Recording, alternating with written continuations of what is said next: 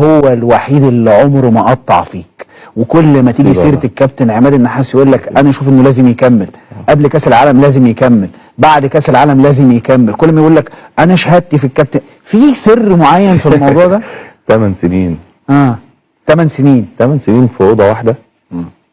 وبركات يعني حبيبي. ولا بيخاف منك؟ انت عايز تلعب بينه وبين بركات وده مش هيحصل يا ابراهيم.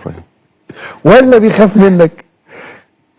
بركات هيخش دلوقتي علينا في لا لا والله لا والله لا لا حبيبي طبعا.